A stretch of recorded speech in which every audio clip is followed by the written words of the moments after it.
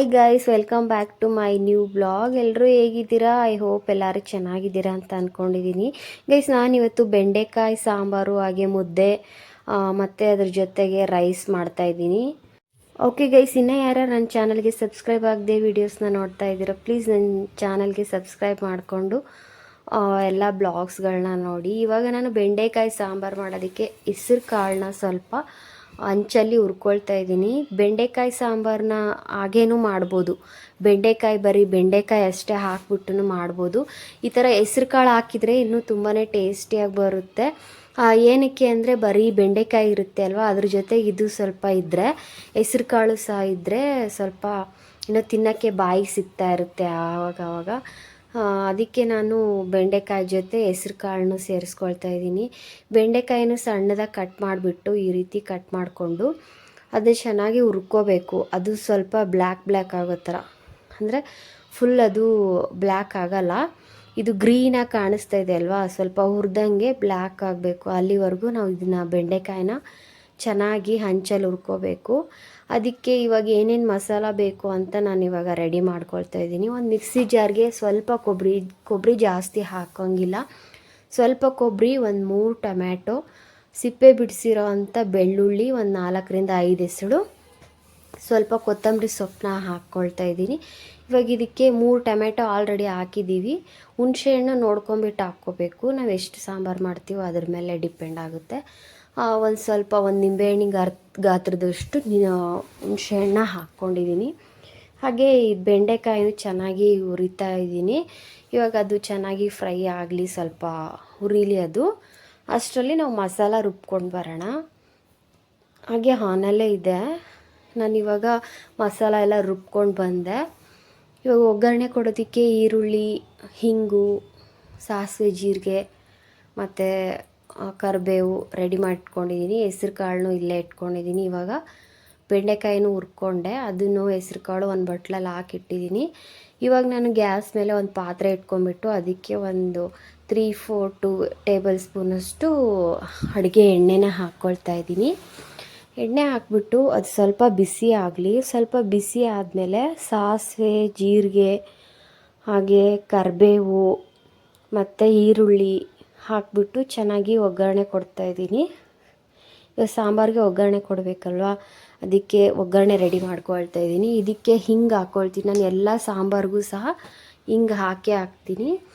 ಅದೇ ರೀತಿ ಇವಾಗ ಈರುಳ್ಳಿ ಎಲ್ಲ ಹಾಕ್ಬಿಟ್ಟು ಒಗ್ಗರಣೆ ಕೊಟ್ಟಿದ್ದಾದಮೇಲೆ ಹಿಂಗನ್ನ ಹಾಕ್ಬಿಟ್ಟು ಒಗ್ಗರಣೆ ಮಾಡಿಕೊಂಡು ನಾವು ನೆಕ್ಸ್ಟು ಒಗ್ಗರಣೆ ಎಲ್ಲ ರೆಡಿ ಆದಮೇಲೆ ಅದಕ್ಕೆ ಬೆಂಡೆಕಾಯಿ ಹಾಗೆ ಹೆಸ್ರು ಕಾಳನ್ನ ಹುರಿದಿಟ್ಕೊಂಡಿದ್ವಲ್ವ, ಅದನ್ನು ಹಾಕಿಬಿಟ್ಟು ಫ್ರೈ ಮಾಡ್ಕೊಳ್ಬೇಕು. ನಾನು ಡೈರೆಕ್ಟಾಗಿ ಒಗ್ಗರಣೆಗೆ ಅದು ಬೆಂಡೆಕಾಯಿ, ಹುರಿದಿರೋ ಅಂಥ ಬೆಂಡೆಕಾಯಿ, ಹೆಸ್ರು ಕಾಳನ್ನ ಹಾಕ್ಬಿಟ್ಟು ಸ್ವಲ್ಪ ಫ್ರೈ ಮಾಡ್ತೀನಿ. ಅದಕ್ಕೆ ಸ್ವಲ್ಪ ಅರಿಶಿನ, ಒಂದು ಚಿಟಿಕೆ ಉಪ್ಪನ್ನ ಹಾಕ್ಬಿಟ್ಟು ಚೆನ್ನಾಗಿ ಫ್ರೈ ಮಾಡ್ಕೊಳ್ತೀನಿ. ಕೆಲವೊಬ್ಬರು ಅದು ಸಾಂಬಾರು ಕುದಿಬೇಕಾದ್ರೆ ಹಾಕ್ತಾರೆ, ನಾನಿಲ್ಲ ಒಗ್ಗರಣೆಗೆ ಹಾಕಿಬಿಟ್ಟು ಇದನ್ನು ಸ್ವಲ್ಪ ಫ್ರೈ ಮಾಡ್ತೀನಿ, ಅರಿಶಿನ ಪುಡಿ ಎಲ್ಲ ಹಾಕಿ.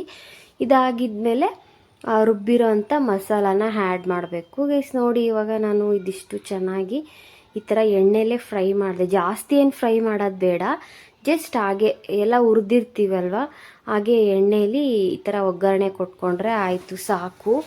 ಜಾಸ್ತಿ ಫ್ರೈ ಮಾಡಬೇಡಿ. ಹಾಗೆ ಸ್ವಲ್ಪ ಫ್ರೈ ಮಾಡಿಕೊಂಡು ಒಗ್ಗರಣೆ ಕೊಟ್ಟೆ. ಹಾಗೆ ಇವಾಗ ರುಬ್ಬಿರೋ ಅಂಥ ಮಸಾಲ, ಇದರೊಳಗೆ ಏನಿಲ್ಲ, ಟೊಮ್ಯಾಟೊ, ಸ್ವಲ್ಪ ಕೊಬ್ಬರಿ, ಬೆಳ್ಳುಳ್ಳಿ, ಕೊತ್ತಂಬರಿ ಸೊಪ್ಪು, ಇದಿಷ್ಟೇ ನಾನು ಆ್ಯಡ್ ಮಾಡಿರೋದು. ಹಾಗೆ ಹುಣಸೆಹಣ್ಣು ಕೂಡ ಆ್ಯಡ್ ಮಾಡಿದ್ದೀನಿ. ಅದನ್ನು ನುಣ್ಣಗೆ ರುಬ್ಕೊಂಡು ಬಂದು ಮಸಾಲಾನ ಇದಕ್ಕೆ ಆ್ಯಡ್ ಮಾಡಿಕೊಂಡು ನಮಗೆ ಎಷ್ಟು ಬೇಕು ಕನ್ಸಿಸ್ಟೆನ್ಸಿ ನೋಡಿಕೊಂಡು ನಾವು ನೀರು ಹಾಕ್ಕೊಳ್ಬೇಕು ಸಾಂಬಾರು ಮಾಡೋದಕ್ಕೆ. ಇವಾಗ ಟೇಸ್ಟ್ಗೆ ಖಾರದ ಪುಡಿ, ಹಾಗೆ ಧನಿಯಾ ಪುಡಿ, ಧನಿಯಾ ಅಂದರೆ ಕೊತ್ತಂಬರಿ ಕಾಳಿರುತ್ತೆ ಅಲ್ವಾ, ಅದರದ್ದು ಪೌಡರು, ಮತ್ತು ಒಂದು 1/2 ಸ್ಪೂನು ಗರಂ ಮಸಾಲಾನ ಜಾಸ್ತಿ ಆ್ಯಡ್ ಮಾಡಲ್ಲ, ಸ್ವಲ್ಪ ಒಂದು 1/4 ಸ್ಪೂನ್ ಅಂತಲೇ ಹೇಳ್ಬೋದು ಅಷ್ಟು ಗರಂ ಮಸಾಲ, ಧನಿಯಾ ಪೌಡರು, ಖಾರದ ಪುಡಿ, ಗರಂ ಮಸಾಲ, ಇದಿಷ್ಟನ್ನು ಹಾಕಿಬಿಟ್ಟು ಚೆನ್ನಾಗಿ ಮಿಕ್ಸ್ ಮಾಡ್ಕೊಳ್ತಾ ಇದ್ದೀನಿ. ಹಾಗೆ ಅರಿಶಿನ ಪುಡಿನೂ ಇವಾಗಲೇ ಆ್ಯಡ್ ಮಾಡ್ಕೋಬೇಕು. ಲಾಸ್ಟಲ್ಲಿ ಇದಕ್ಕೆ ಟೇಸ್ಟಿಗೆ ಎಷ್ಟು ಬೇಕು ರುಚಿಗೆ ತಕ್ಕಷ್ಟು ಉಪ್ಪನ್ನ ಹಾಕ್ಬಿಟ್ಟು ಇದನ್ನು ಒಂದು ಒಂದು 4-5 ಕುದಿ ಬರೋವರೆಗೂ ಕುದಿಸ್ಕೋಬೇಕು, ಚೆನ್ನಾಗಿ ಕುದಿಸ್ಕೋಬೇಕು. ಇವಾಗ ನಾನು ಅದಕ್ಕೆ ರುಚಿಗೆ ಎಷ್ಟು ಬೇಕೋ ಅಷ್ಟು ನೋಡಿಕೊಂಡು ಉಪ್ಪನ್ನ ಆ್ಯಡ್ ಮಾಡ್ಕೊಳ್ತಾ ಇದ್ದೀನಿ.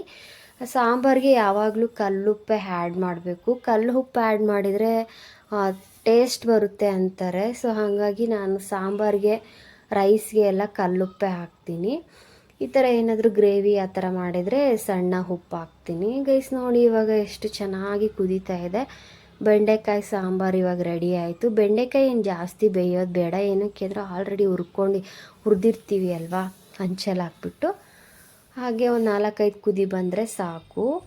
ಗೈಸ್ ಹಾಗೆ ನೋಡಿ ನಾನು ಒಂದು ಸೈಡ್ ರೈಸಿಗೆ ಸಹ ಇಟ್ಟಿದ್ದೆ, ರೈಸ್ ಕೂಡ ಆಯಿತು. ಇವಾಗ ಮುದ್ದೆ ಮಾಡಬೇಕು.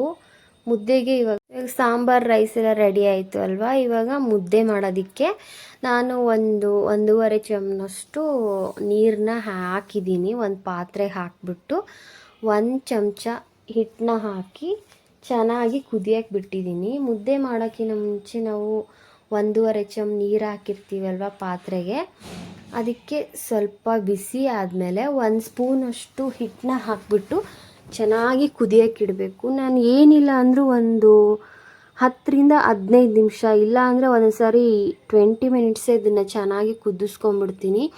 ಏನಕ್ಕೆ ಅಂದರೆ ಇದು ಹಸಿ ಹಿಟ್ಟಲ್ವ, ಅರ್ಧಂಬರ್ಧ ಬೆಂದ್ಬಿಡ್ತು, ಅರ್ಧಂಬರ್ಧ ಬೇಯಿಸಿದ್ವಿ ಅಂದರೆ ಹೊಟ್ಟೆ ಕೆಟ್ಟುಬಿಡುತ್ತೆ.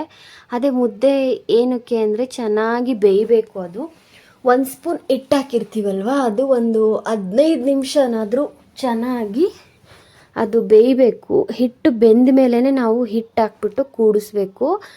ಅದು ಹಸಿ ಹಿಟ್ಟಾಗಿರೋದ್ರಿಂದ ಹೊಟ್ಟೆ ಕೆಡೋ ಚಾನ್ಸಸ್ ಇರುತ್ತೆ. ಸೊ ಹಾಗಾಗಿ ನಾನು ಒಂದು 15 ಮಿನಿಟ್ಸ್ ಅದನ್ನ ಚೆನ್ನಾಗಿ ಕುದಿಸ್ಕೊಳ್ತೀನಿ. ಅದಾದಮೇಲೆ ನೀರು ಹಚ್ಕೊಂಡ್ಬಿಟ್ಟು ಕೈಯಿಂದ ಹಿಂಗೆ ನೋಡಬೇಕು ಅಂಟುತ್ತಾ ಇಲ್ವಾ ಅಂತ. ಅಂಟ್ತಾ ಇಲ್ಲ ಅಂದರೆ ಇದು ಚೆನ್ನಾಗಿ ಬೆಂದಿದೆ ಹಿಟ್ಟು ಅಂತ ಅರ್ಥ. ಅಂಟ್ತಾ ಇದೆ ಅಂದರೆ ಇನ್ನೂ ಚೆನ್ನಾಗಿ ಬೆಂದಿಲ್ಲ ಅಂತ. ಗೈಸ್ ನೋಡಿ ಇವಾಗ ಆಯಿತು. ಮುದ್ದೆಗೆ ಹಿಟ್ಟು ಹಾಕ್ಬಿಟ್ಟು ಎಲ್ಲ ಚೆನ್ನಾಗಿ ಕೂಡಿಸ್ದೆ. ಇವಾಗ ಮುದ್ದೆ ತಟ್ತಾ ಇದ್ದೀನಿ. ಮುದ್ದೆ ತಟ್ಟೋದಕ್ಕೆ ನಾನು ಎಲ್ಲ ನೀರು ಎಲ್ಲ ರೆಡಿ ಮಾಡ್ಕೊಂಡಿದ್ದೆ. ಗೈಸ್ ನೋಡಿ ಮುದ್ದೆ ತಟ್ಟಬೇಕಾದ್ರೆ ಅದು ನೀರಿಂದ ಹಿಂಗೆ ಮಾಡ್ತೀವಲ್ವ, ಆವಾಗ ಕೈಗೆ ಅಂಟಬಾರ್ದು. ಅದು ಹಿಟ್ಟು ಮುದ್ದೆ ಮಾಡಿರೋದು ಅಂಟಿಲ್ಲ ಅಂದರೆ ಮುದ್ದೆ ಚೆನ್ನಾಗಿ ಬೆಂದಿದೆ ಅಂತ ಅರ್ಥ. ಇಲ್ಲ ಹಂಗೆ ಸ್ಟಿಕ್ಕಿಯಾಗಿ ಕೈಗೆ ಅಂಟ್ತಾ ಇದೆಯಪ್ಪ ಅಂದರೆ ಮುದ್ದೆ ಇನ್ನೂ ಚೆನ್ನಾಗಿ ಬೇಯಿಸಿಲ್ಲ ನಾವು ಚೆನ್ನಾಗಿ ಅಂತ ಅದು ಗೊತ್ತಾಗ್ಬಿಡುತ್ತೆ. ಸೊ ಎಲ್ಲ ನಾನು ನೀಟಾಗಿ ಮುದ್ದೆ ಎಲ್ಲ ಹಿಟ್ಟನ್ನ ನೀಟಾಗಿ ಮಾಡ್ಕೊಂಬಿಟ್ಟು 4 ಮುದ್ದೆ ಮಾಡಿದೆ. ಆದರೆ ಸ್ವಲ್ಪ ದೊಡ್ಡ ಮುದ್ದೆನೇ ಮಾಡಿದ್ದೀನಿ. ಬೇಕು ಅಂದರೆ ನಾವು ಚಿಕ್ಕದಾಗೂ ಮಾಡ್ಕೋಬೋದು. ನಾನು ಸ್ವಲ್ಪ ದೊಡ್ಡದೇ ಇರಲಿ ಬಿಡು ಅಂತೇಳ್ಬಿಟ್ಟು 4 ಮುದ್ದೆ ದೊಡ್ಡ ಮಾಡಿದೆ. ಈ 4 ಮುದ್ದೆ 4 ಜನ ಇದ್ದೀವಿ, 4 ಮುದ್ದೆ ಮಾಡಿದೆ. ಲಾಸ್ಟಲ್ಲಿ ಏನಾದರೂ ಜಾಸ್ತಿ ಆಯಿತು ಮುದ್ದೆ ಅಂದರೆ ನಾನು ಅದನ್ನೇನು ವೇಸ್ಟ್ ಮಾಡೋಕ್ಕೋಗಲ್ಲ. ನೆಕ್ಸ್ಟ್ ಡೇಗೆ ಹಾಗೆ ಎತ್ತಿಟ್ಟಿರ್ತೀನಿ ಫ್ರಿಜ್ಜಲ್ಲಿ. ಅದನ್ನೇ ತೊಗೊಂಬಿಟ್ಟು ನೆಕ್ಸ್ಟ್ ಡೇ ಒಂದು 10-20 ರೊಟ್ಟಿ ಮಾಡ್ಕೋಬೋದು. ಒಂದು ಮುದ್ದೆಯಲ್ಲಿ ಒಂದು 10 ರೊಟ್ಟಿ ಆಗುತ್ತೆ, ಒಂದು ಮುದ್ದೆ ಉಳೀತು ಅಂದರೆ.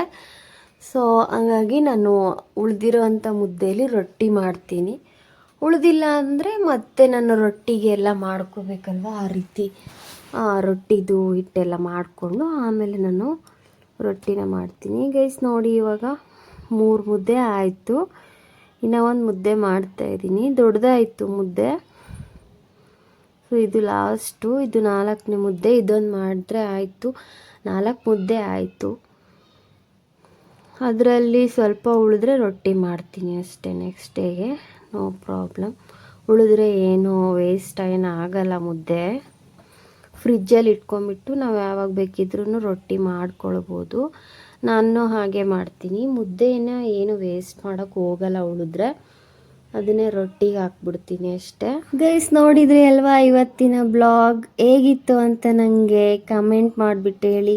ಹಾಗೆ ಈ ಬ್ಲಾಗ್ ಏನಾದರೂ ನಿಮಗೆ ಇಷ್ಟ ಆಗಿದ್ದರೆ ಪ್ಲೀಸ್ ನನ್ನ ಚಾನಲ್ಗೆ ಸಬ್ಸ್ಕ್ರೈಬ್ ಮಾಡಿ, ಲೈಕ್ ಮಾಡಿ, ಶೇರ್ ಮಾಡಿ, ಹಾಗೆ ಕಮೆಂಟ್ ಮಾಡಿ. ನಾನು ನೆಕ್ಸ್ಟ್ ಬ್ಲಾಗಲ್ಲಿ ಸಿಗ್ತೀನಿ. Thanks for watching. Thank you so much.